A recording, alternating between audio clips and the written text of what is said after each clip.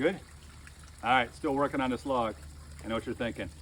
And for those who are wondering, this is in fact a Nimbus 2000 XL for all those Harry Potterers out there. I'm writing it backwards. My daughter thinks it's super cool. So I'm still using, working on this cedar log here, and just showing you how you can use the front edge to debark in little concave parts that you can't get at with the convex part of the, recurve part of the blade. So you can kind of get down these little hollows and peel it off with that, and kind of finish the job. And this is it's a fun knife to use. It's my favorite. I said one of my favorite big knives. I have to amend that statement, say it's my favorite big knife that I make or made. Let me know if you think I should make it again. It's fun to use. It runs like an axe in a lot of respects, but it has much more control, has the control of a big knife. Yeah, quite effective.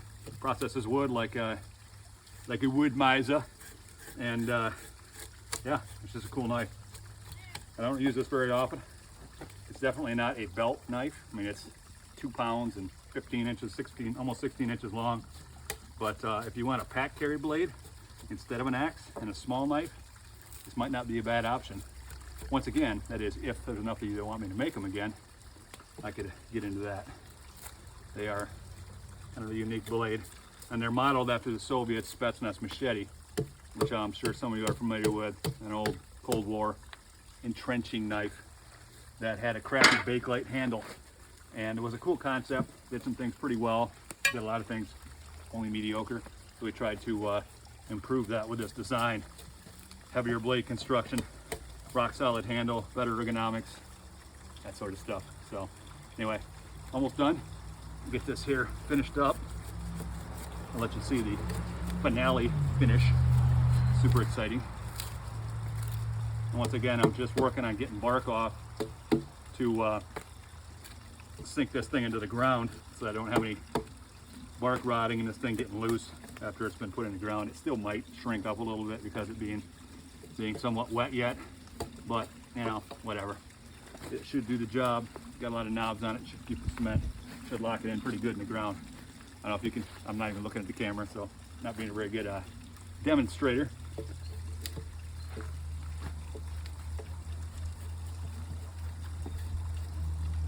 Kind of got to watch running your hand on the saw back. That's a little aggressive on the hand. The modern ones, or the newest ones, have like a table saw, so they have a round gullet and then staggered table saw style blade teeth on it rather. And that's a very effective at making fire dust. It cuts notches really well, actually, even though it's a 1/4 inch thick. And it makes dust for fire prep really well too. So if this were dry, it would be great for that. I think we're just about there. I don't think all this stuff is super important. Sorry, kitty. So anyway, get close up with that blade. Go ahead and zoom in on that thing. It's pretty sticky right now, but still plenty sharp. Stand this sucker up here a minute.